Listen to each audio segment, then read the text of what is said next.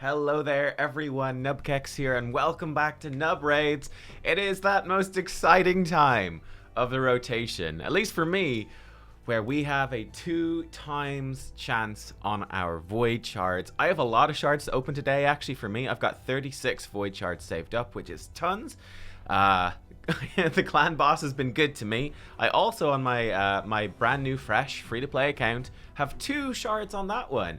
Which is going to be perhaps even more exciting because, I mean, on that account, certain rares, of course, like Cold Heart, could be completely game-changing for it. But yeah, we are diving in here. Let's see how it goes, right? Let's see how it goes. I have most Void Epics. There's a few I'm missing, like Madame Ceres and stuff I'd like to get. And there's a few, like Inquisitor Shamael, I wouldn't mind a dupe of for Hydra. The big thing, though, is can we get that legendary champion? Because those Void legendaries are completely game-changing. Okay, here we go. We're diving in with the first 10. Let's go. Okay, let's go. Are we lucky today? We're starting off with a blue, not so... But it's Cold Heart. Man, if I get Cold Heart on my first pull in my free-to-play... Man-Eater, Skimfos the Consumed. Okay, there's a Reliquary Tender as well, another top-tier rare. I'm thinking about my free-to-play here. 2 Reliquary Tenders. Not a bad pull. Man-Eater, I'm sure there's lots of people who are jealous. I actually have several Man-Eaters already. But he's obviously incredible. Ancient Blood books down to 5-turn cooldown. Gives you unkillable and block debuffs for 2 turns on your entire team. So with 1 Man-Eater, you can build out a budget unkillable team for the Demon Lord clan boss. With 2, it becomes really easy to build a bunch of teams, so that is cool. He also got some nice other stuff that's kind of underrated. Very good for faction wars, but he has an A1 that can put decreased attack on everyone if it's critical, which is awesome. And then he has his A2, which hits very hard and also fully depletes the turn meter. And he basically steals the turn meter from the target, which is pretty awesome. So yeah, Man-Eater's great. Skimfos, I don't know, should I build out Skimfos? I haven't really heard anything about him. He has his Growing Hunger's A1, attacks 2 times, can put decreased speed and decrease the target's turn meter. I think he's good for Fire Knight, right? His A2 is an AoE attack that puts decreased attack. After attacking, it transfers all debuffs except for crowd control ones from all allies to this champion. So he basically cleanses your team and puts everything on him. His A3 transfers all debuffs from him to a target enemy, then attacks the target and steals the target's turn meter if this attack is critical. Alright. And then he heals for 5% of his max HP for every debuff on him at the start of each turn. If he's under 4 or more debuffs, he gets increased attack and increased crit damage. Huh, pretty cool. Ally attack and Doom Tower battles. You know, Skimfos could actually be kind of badass. I think he probably hits pretty hard. I'm wondering, would he work against the Nether Spider, or would he just kill himself, right? So he'd do a decrease attack. I guess the problem against Nether Spider is you'd need to have the Spiderling CC'd, otherwise he couldn't do this. But, I mean, either way, transferring all debuffs from him to a target enemy, it's pretty interesting. He's an interesting champ. Yeah, interesting champ. Let me know, have you used Skimfos, and do you like him? Alright, next 10. Here we go. Where is that gold? Oh, it was kind of slow. I thought it was the gold for a second. We're waiting. This is a lot of blues. There's a... Oh, we're getting all the unkillables. And Runekeeper Dazdurk is actually a champion I didn't have. Okay, no sign yet of that legendary. By the way, for free-to-play, mine's Bulwark and Fellhound are both very good. Fellhound actually could be an endgame champion. Fastest campaign farmer in the game with his A1 when you build him up. But yeah, we just got Demytha.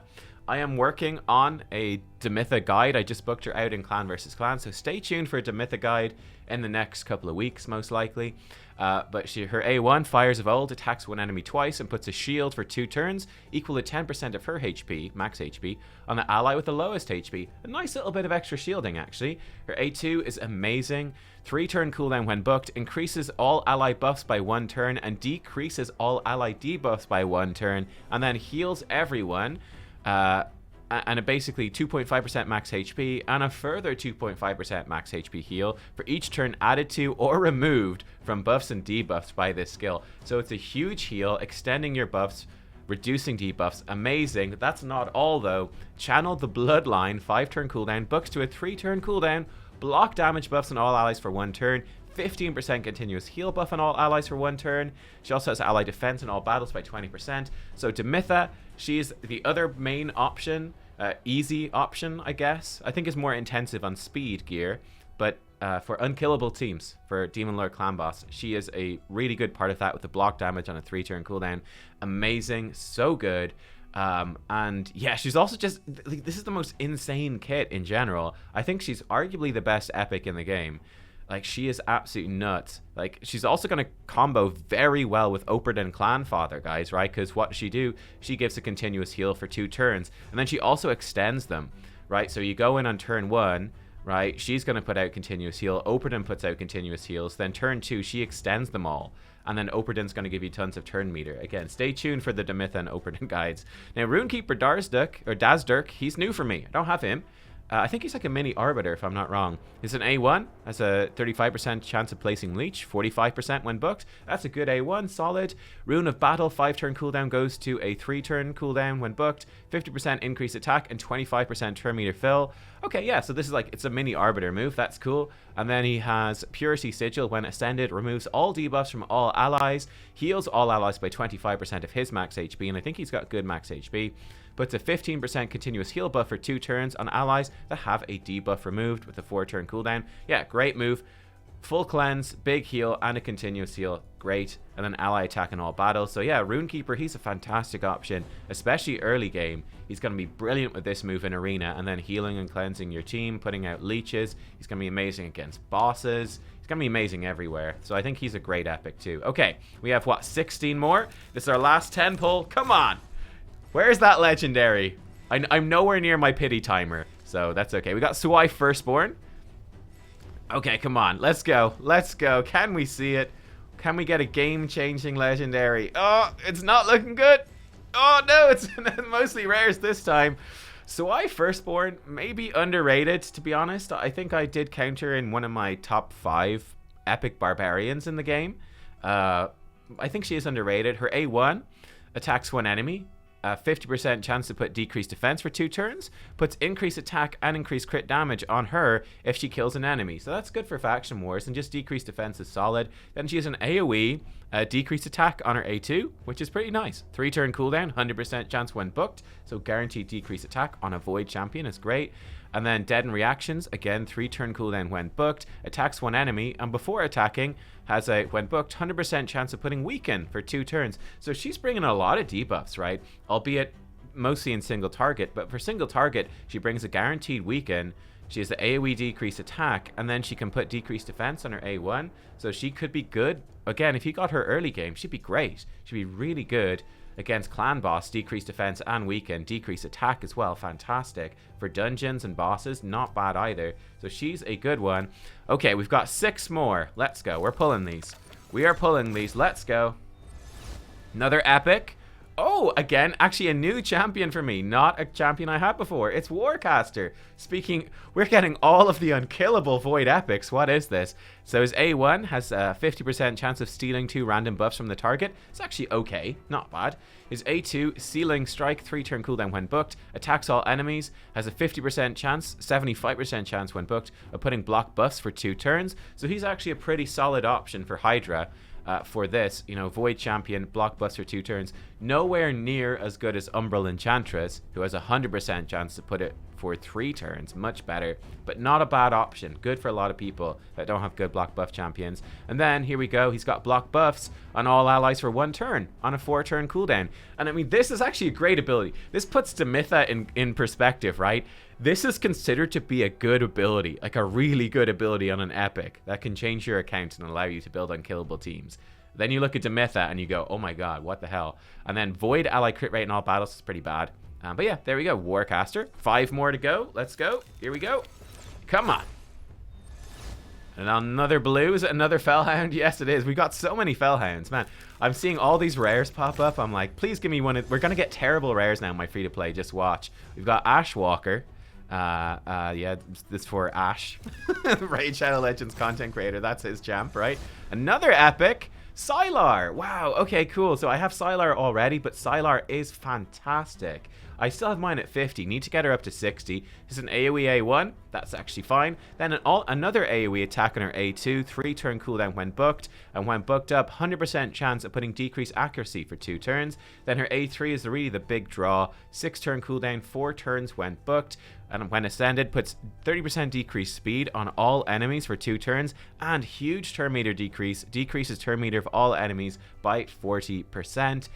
So she is amazing for faction wars. She's amazing in arena, amazing in Doom Tower. Like, when you think about this, it's kind of like a reverse arbiter, right? If you get to go first, massive turn meter depletion on the enemy team, and then the decreased speed means it takes them ages to catch back up, so it lets your team just absolutely roll over them.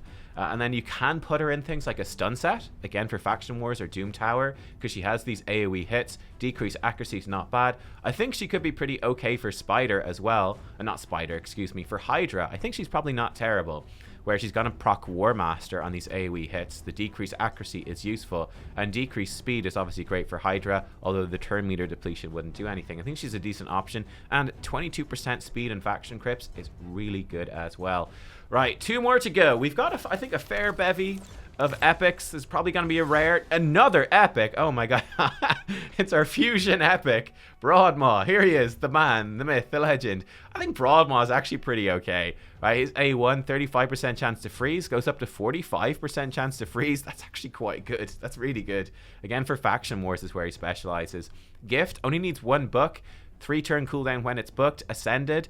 30% increased crit rate buff and 15% increased speed buff on all allies for 2 turns, and fills the turn meter of all allies by 15%. I think this is great. Like, honestly, I think he's super underrated. When you compare him to, you know, like Apothecary or Haikatoon, they give you 30% increased speed and 15% turn meter, right? You know, and people think they're absolutely incredible. Here, you're giving up a bit of speed in your speed buff, but you're getting the crit rate buff, which I think is great, on top of having a great A1, and then he has an A3, 4-turn cooldown when it's booked, that revives 2 random dead allies with 25% HP and gives them block damage for 1 turn. Pretty good. You know, you do want to bring in a healer, someone that can top them up, because that's very low on health, and they come in with no turn meter. But, you know, for an epic, he's not bad on defense and faction crypts. He's obviously amazing for Lizardman faction crypts. Stick him in with Razin and a couple of other Goonies, and he'll like res the Goonies and Razin will kill everything. And obviously the crit rate is really good for faction crypts as well, where people won't have crit. Last Void Shard, is it a legendary? No, it's a rare. Of course it's a rare. Oh, and it's Bloodhorn. Oh no. Well, okay. We could use him to fuse a guy, I suppose. Where are we at? Let me check. How far did we get in the champion training tournament? And then we're going to go to the free-to-play and see, can we get some game changers there? Where are we with this? Did we get the second fragments? We did. Actually, we're doing really well here. We got 4,200 points. I'm going to be honest. I am tempted. I'm tempted to use my fragments. Very tempted. I almost definitely will. So I've got Yannica and Cleopteryx here. Operdin's building up. Unfortunately, I'm 2 fragments off of Eurost, which kind of sucks. And I'm super hyped for Scion. That's going to be great. But yeah, I could fuse both of those for another 1,000 points. And then we could finish it off with just, you know, I'll finish it off with just greens. And probably, you know, some drops from campaign. Yeah, that's definitely going to be worth it, I think, for another legendary book. And I do want to do a guide on Yannica. I've been thinking about doing it. So you know what? Let's do it. Let's summon them in right now. Let's go for it. Let's go for it. Actually, I tell you what. I'll summon Yannica right now. So we have Yannica in the bank. She is an AoE nuker. Her A1 attacks 2 times. If she's under Veil, she does an AoE attack, right? Her A2, Baffling Speed, attacks 1 enemy, puts Perfect Veil on her if it's critical for 3 turns, and gives her an extra turn. And then her A3, Elven Judgment, is an AoE nuke that ignores shields, removes shields if she's under Veil or Perfect Veil, and does extra damage equal to 15% of the value of the removed shield buffs. So I got her from the clan shop. I've had her for a little bit, ready to go. But yeah, have you guys got her from the clan shop? Let me know as well. And I can try prioritize building her out if you guys want to see a guide for Yannica. But yeah, I'm going to hold down on Cleopteryx just in case I get Void Shards from Clan Boss over the next couple of days. And yeah, then I could go away shop. Then I could potentially pull them and definitely get a Void Legendary from my next shard. I'm sure of it. It's got to be. And then I wouldn't need to pull Cleopteryx, but we'll see, because I'm not going to use Cleopteryx for anything. Right, let's switch to the free-to-play And I will, yeah, let's see how we go there. All right, ladies and gentlemen, we're back on my free-to-play. By the way, this just popped up. I have the most hilarious bug on my free-to-play where I'm traveling back through time on my free-to-play account, guys. Look at this. The Virgum Car Fusion is coming out. I don't know, like, I don't know what's going on here. Look at this. We've got a couple of bits of news from 2022, but now we're back to 2020. We're going back in time. Arena rebalances. What's next? What is coming next in Raid? Oh my god, me as a new player. Like, wow, I can't wait for Deacon to be added to the game. It's going to be great. So I don't know what's happening, but we're traveling back in time. But on this free-to-play account, I have 2 Void Shards. I got these for completing normal campaign. We're still working on this account. Check out the free-to-play series, by the way. We're working on our Elhain right now. She's level 50. We're trying to get her up to 6 stars. And at this point in the game, we're going in. There's so many Void champions that can be game changers. It's a rare. I was going to say it's not necessarily a bad thing. It is a bad thing. It's Arbalester. She's terrible, right? Transfers debuffs. Put target skills on cooldown, maybe. Damage increases according to number of debuffs on the target. I think she can hit reasonably hard. Is she part of a fusion? She is part of a fusion, so that saves me having to do some of that for Broadmaw. Unfortunately, we could have just made that ourselves from these guys. Okay. Can we get a cold heart? Can we get an epic? Second voice. Oh, it's another rare, but it's... Oh, okay. Okay, it's a Painkeeper. Now we're talking. Now that is a good rare. Unflagging advance, attacks one enemy twice, fills her turn meter. Actually scales off defense and attack. That's interesting. And this one scales off HP and attack. Kind of crazy. Spectacular sweep. Books to a 4-turn cooldown.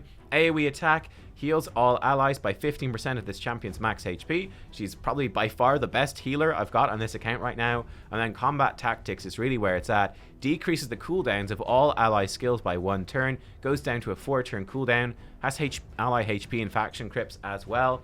So yeah, Painkeeper's fantastic. She is part of a bunch of those unkillable teams. So for me, on this account, she's definitely going to be worth building up for sure. She's going to be an AoE healer, a bit of an AoE damage dealer. Reducing our cooldowns is going to be great. And then with wonderful potential going into the future to build unkillable teams. So not the stuff exactly I was hoping for. I was hoping for a Bellower or a Cold Heart or an Epic. But they, at least we got Painkeeper, who is a good rare. So once Elhain hits 60, I could certainly look into building her out. But guys, thank you for watching. I hope that you have enjoyed today's shard pulls. No legendaries, but some interesting drops nonetheless. I still do not have Madame Ceres on my main account, which I can't believe after like a year and a half. But there you are. Right, well, thanks for watching. Good luck in your own shard pulls, and I will see you very soon. Again, if you got any champions and you really want a champion guide on those, let me know. Upvote people in the comments that have been picking champions you want so I can see and I can know that, yeah, loads of people want a guide on, I don't know, on Arbalester. So please don't make me do a guide on Arbalester. That'd be miserable. But yeah, anyone who's actually good, that'd be great. Yeah, anyway, I'll see you next time. Bye-bye.